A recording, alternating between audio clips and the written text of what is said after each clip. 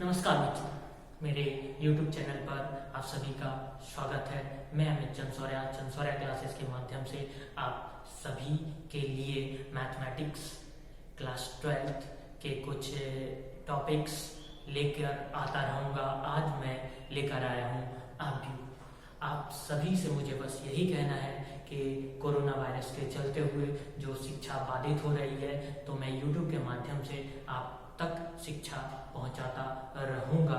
आप topic start करने से पहले एक पेन और कॉपी अपने पास रखिएगा और नोट डाउन करते जाइएगा। तो चलिए स्टार्ट करते हैं आव्यूह। तो सबसे पहले देखते हैं आव्यूह, जिसको हम कहते हैं मैट्रिक्स। हिंदी और इंग्लिश दोनों मीडियम के स्टूडेंट ये पढ़ सकते हैं। क्लास 12 NCERT और बाकी जितनी भी बुक्स हैं सब के क्वेश्चंस मैं यहाँ बोर्ड पर करवाऊंगा। तो मैट्रिक्स आव्यूह होता क्या है? तो संख्याओं या प्रतीकों का ऐसा आयताकार क्रमबद्ध जिसमें पंक्ति और स्तंभों के रूप में जिसको व्यवस्थित किया गया हो, उसको हम आव्यूह कहते हैं। तो अब आव्यूह में इधर मैंने दो चीज बोली हैं, नंबर फर्स्ट रो और नंबर सेकंड कॉलम। तो रो क्या होती है? जिसके रो को देखते हैं। रो जो आव्यूह में स्थित क्षैतिज रेखाएं होती हैं उसको हम रो कहते हैं, और आव्यूह में स्थित ऊर्ध्वाधर रेखाएं जो होती हैं उसको हम कॉलम कहते हैं।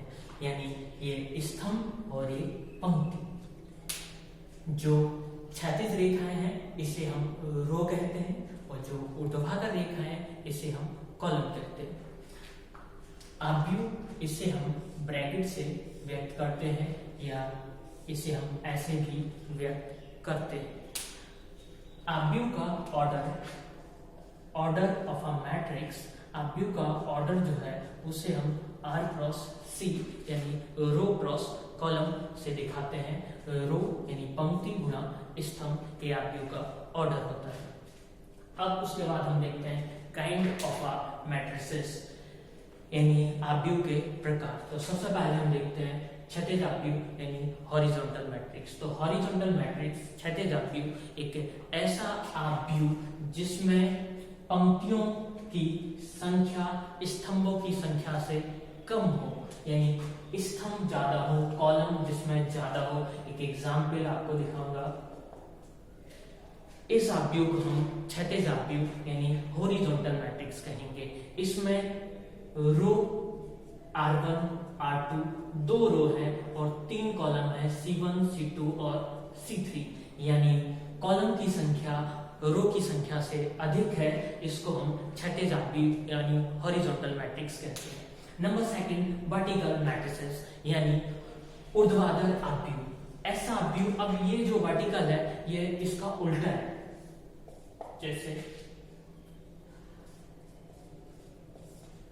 ऐसा आव्यूह जिसमें पंक्तियों की संख्या अधिक हो स्तंभ के कंपैरिजन में, यानी रो ज्यादा हो और कॉलम कम हो, इसको हम ऊर्ध्वाधर आव्यूह कहते हैं। एक बार देख लीजिएगा, ये R1, इसको हम R1 बोलेंगे, इसको हम R2 बोलेंगे, इसको R3 बोलेंगे, इसको C1 बोलेंगे, इसको हम C2।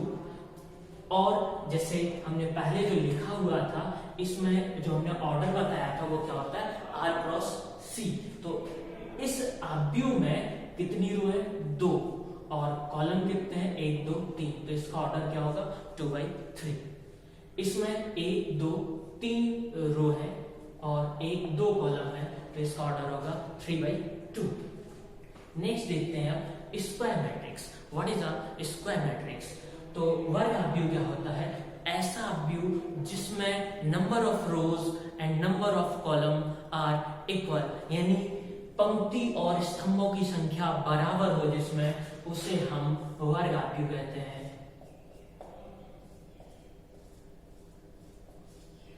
इसमें 1 2 3 रो और 1 2 3 और 3 कॉलम है, तो ये एक 3/3 का वर्ग आव्यूह है। मैंने ये पहले इसलिए लिख लिया था कि आप सभी तक मैं जल्दी से जल्दी ये सब पहुंचा सकूं। अब नेक्स्ट देखते हैं पंक्ति आव्यूह। Row matrix matrix. Row matrix क्या होता है? तो रो मैट्रिक्स ऐसा आव्यूह जिसमें ओनली वन रो यानी 1 2 3, देख लीजिएगा अभी तक समझ गए होंगे कि रो क्या होती है। जो मैंने स्टार्टिंग में बताया था, जो क्षैतिज लाइन होती है उसको हम रो कहते हैं। इस आव्यूह में केवल एक ही रो है और इसमें 3 कॉलम है, स्तंभ खंबे। तो 3 C1 C2 और C3। इसका ऑर्डर होगा, जो मैंने बताया था ऑर्डर होता है R क्रॉस C। तो R क्रॉस C यानी 1/3। तो रो यानी पंक्ति आव्यूह समझ गए होंगे। पंक्ति आव्यूह क्या होता है? जिसमें एक ही रो हो। उसके बाद देखते हैं अब कॉलम यानी स्तंभ आव्यूह। तो स्तंभ आव्यूह क्या होता है? ऐसा आव्यूह जिसमें ओनली 1 कॉलम 2 5 6, ये एक एग्जाम्पल के माध्यम से दिखाया है मैंने। इसमें ओनली एक ही कॉलम है। इसका ऑर्डर क्या होगा? अब आप समझ गए होंगे इसका ऑर्डर क्या होगा। इसमें 1 2 3 3 रो है और एक कॉलम है, तो इसका ऑर्डर होगा 3/1 इसका ऑर्डर होगा। अब नेक्स्ट देखते हैं इकाई आव्यूह। इकाई आव्यूह के पहले मैं एक आव्यूह में आपको डायगोनल दिखाना चाहूंगा कि विकर्ण, मुख्य विकर्ण क्या होता है। यहाँ फोकस कर रहे होंगे आप। ये जो है ये मैन विकर्ण होता है। एक आव्यूह में 2 डायगोनल होंगे, ये मैन डायगोनल, ये सेकंड डायगोनल। तो ये जो मैन डायगोनल होता है इसको आप समझ गए होंगे, मैन डायगोनल, इसको हम मुख्य विकर्ण बोलते हैं। तो अब देखते हैं विकर्ण आव्यूह क्या होता है। तो विकर्ण आव्यूह ऐसा मैट्रिक्स जिसमें मैन डायगोनल को छोड़कर बाकी सभी एलिमेंट शून्य हो, उसको हम डायगोनल मैट्रिक्स कहते हैं। Is it clear? तो विकर्ण, मैन विकर्ण को छोड़कर बाकी सभी अवयव शून्य हो।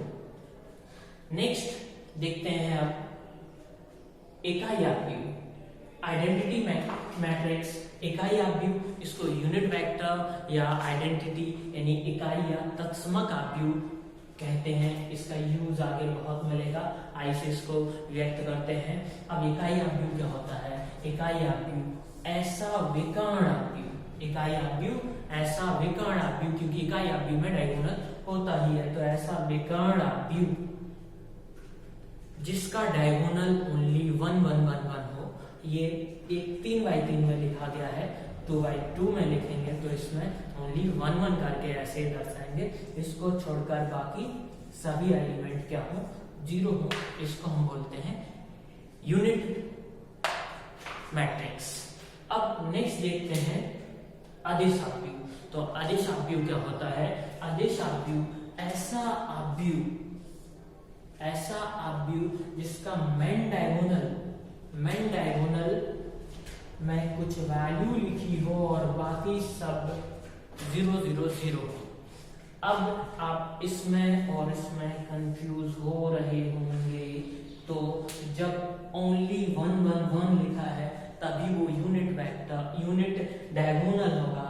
और अदिश यानी स्केलर मैट्रिक्स के लिए उधर कोई भी नंबर चलेगा, 5 5 5 a n n n कुछ भी चलेगा।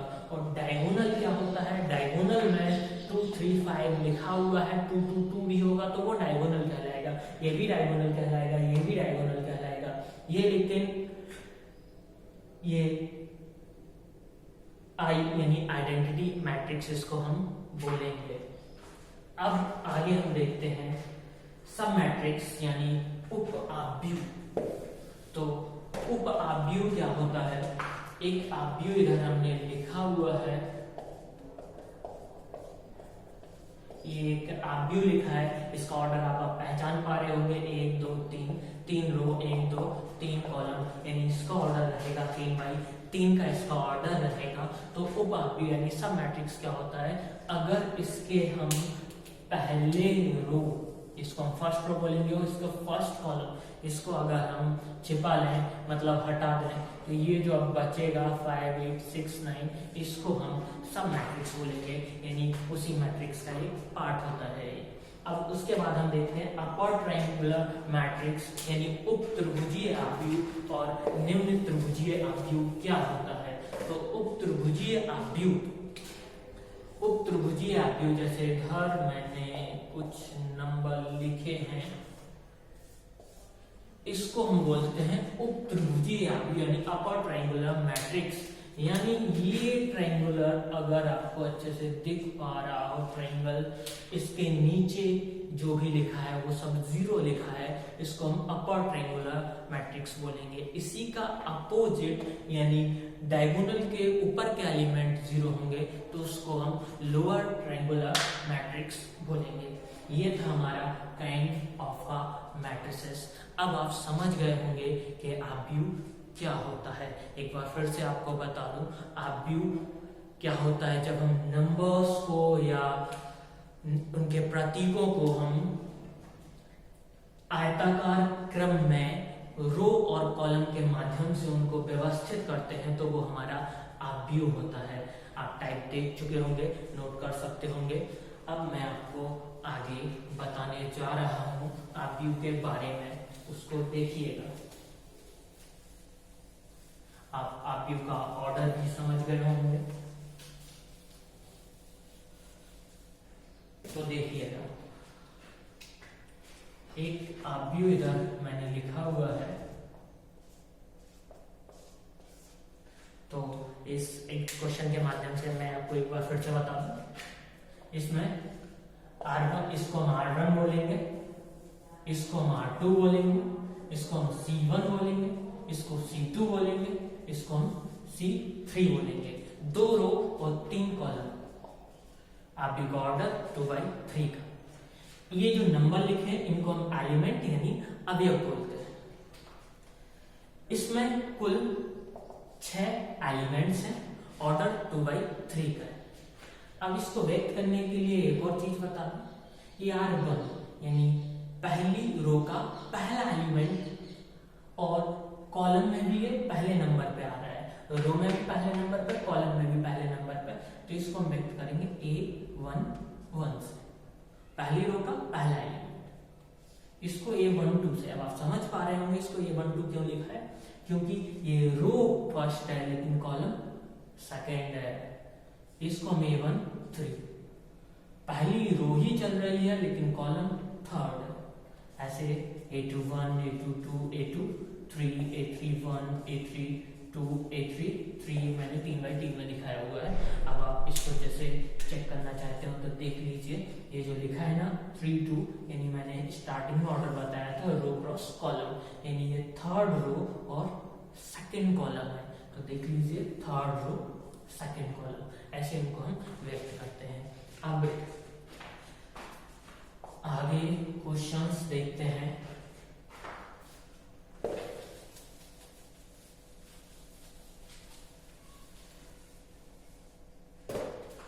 तो देखिए, 2 मैट्रिक्स को कैसे ऐड करते हैं, सब्ट्रैक्ट करते हैं। ये मैंने क्वेश्चंस लिखे हुए हैं। 2 मैट्रिक्स को ऐड या सब्ट्रैक्ट करने के लिए उनके ऑर्डर का एक जैसा होना जरूरी है। जो जिस स्थान पर एलिमेंट लिखा है उसको उस स्थान के एलिमेंट से ऐड या सब्ट्रैक्ट कर देते हैं। It's so easy. तो 2 और 1, 3, 4, 8, 7, 4 और 1, इसको ऐड करने पे अगर इसी को हमें सब्ट्रैक्ट करना होता तो इसको हम सब्ट्रैक्ट भी कर देते। 2, 1, 1, 1, 3, -2, 3, 5, -2, 6, 1, 5, 5, -1, 6 और 1, 0, 1। तो ऐड करना और सब्ट्रैक्ट करना मैट्रिक्स में बिल्कुल इजी होता है। तो ऐसे जो जिस नंबर पे है उसको उस नंबर से ऐड या सब्ट्रैक्ट कर देते हैं।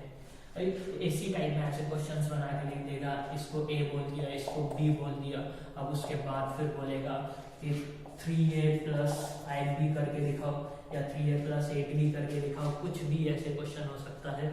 तो जब भी आव्यूह में हम किसी नंबर का मल्टीप्लाई करते हैं तो उसको समझ लीजिएगा, जैसे यही क्वेश्चन हमने ले लिया है और ये वैल्यू है हमारा a का और हमको फाइंड करना है 3a, हमको फाइंड करना है।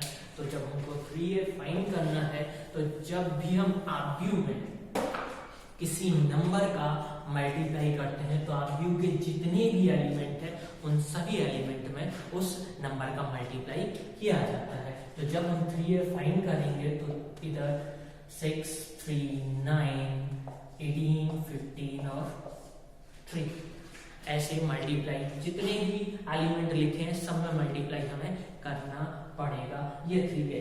अब ऐसे मैंने क्वेश्चन लिखा था 5b लिखा था तो b जो हमने लिखा था उसमें 5 को गुणा कर देते, उसके बाद जैसे ऐड और सब्ट्रैक्ट करते हैं जो जिस स्थान पे उसको ऐड या सब्ट्रैक्ट हम कर देंगे।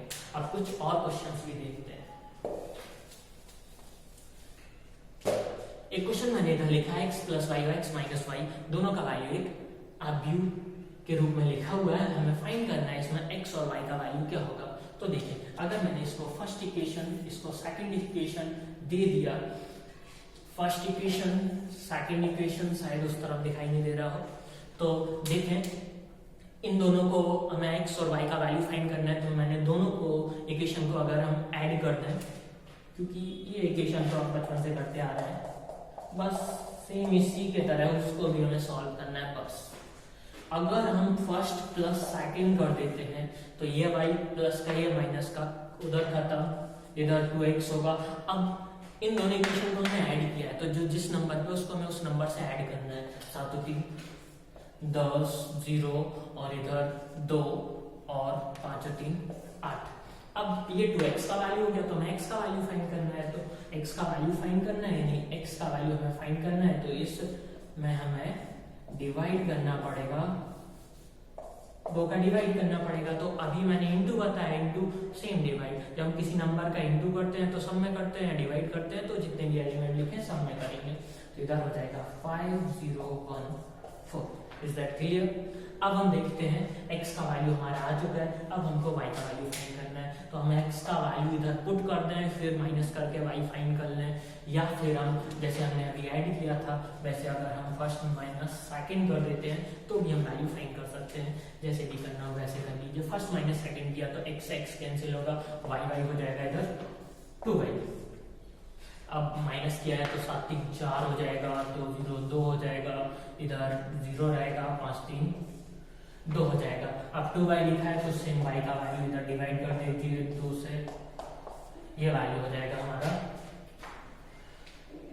y का। तो x और y दोनों के वैल्यू हमें प्राप्त हो चुके हैं। अब हम आगे देखते हैं एक अगला क्वेश्चन।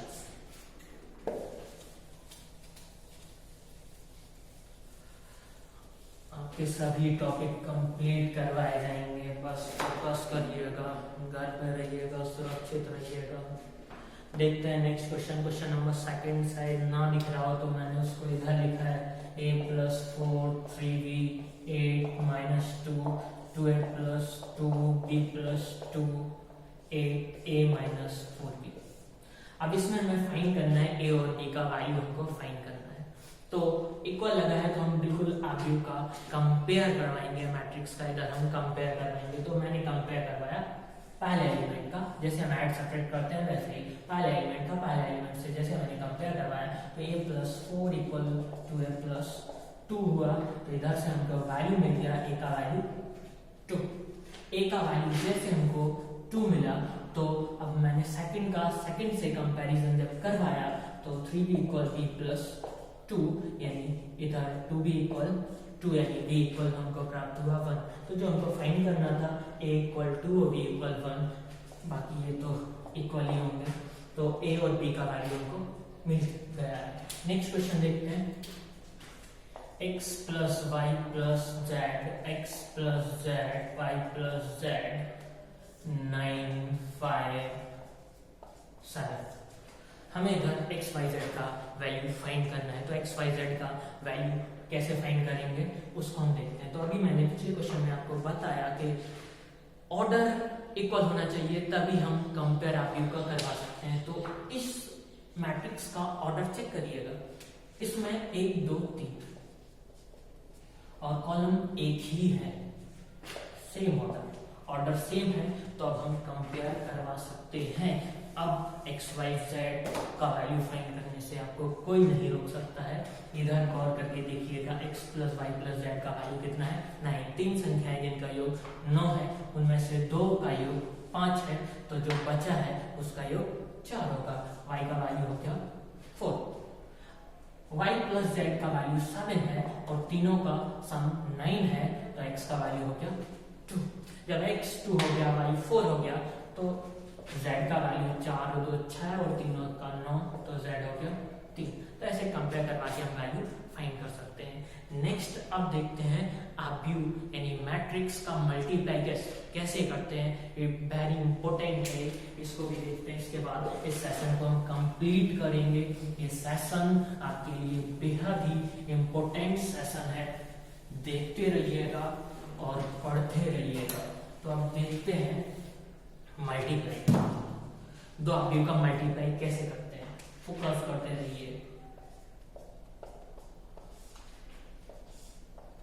इसका वैल्यू, इसको मैंने जैसे a मान लिया, एक दूसरा मैट्रिक्स जिसको मैंने b मान लिया।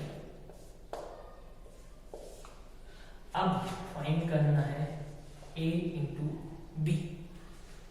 तो देखिएगा, a का वैल्यू पुट कर रहे हैं इंटू b का वैल्यू भी पुट किया, दोनों का वैल्यू पुट कर दिया। अब a dot b into B, जो हमको a b फाइंड करना है, तो देखें ये बिल्कुल इजी है, बिल्कुल इजी है। देखिए ये जो हमको, इसको बोलेंगे हम पहला कॉलम C1 और C2, यानी हम पूरे आव्यूह का मल्टीप्लाई पहले कॉलम में करेंगे, फिर पूरे आव्यूह का मल्टीप्लाई सेकंड कॉलम में करेंगे। तो ये बिल्कुल इजी मेथड मैं आपको बताने जा रहा हूँ, बिल्कुल इजी है, आप एक बार में सीख जाएंगे। तो पहला कॉलम क्या है, 1 1। तो कुछ नहीं करना है, आपको 1 1 को अपने आव्यूह के ऊपर ऐसे नोट डाउन कर लेना है। अब मल्टीप्लाई करिएगा जो जिस नंबर पे उस नंबर से। तो इधर 2 का 1 में 2 प्लस लगाइएगा, 1 का 1 में 1, फिर 1 का 1 में 1, 1 का 1 में 1। पूरे मैट्रिक्स का पहले कॉलम में मल्टीप्लाई हो गया। अब इसको यहाँ से हटा दीजिए। अब क्या करेंगे, सेकंड कॉलम को इधर रख देंगे, अब फिर मल्टीप्लाई करेंगे। 2 का 0 में 0, 1 का 2 में 2, 1 का 0 में 0, 1 का 2 में, इसको ऐड कर लेंगे तो इधर मिला 3 2 2 और 2। तो मैट्रिक्स का मल्टीप्लाई करना बिल्कुल इजी है। सेकंड सेशन में बड़े बड़े क्वेश्चंस और भी क्वेश्चन, बहुत सारे क्वेश्चंस लेके आएंगे।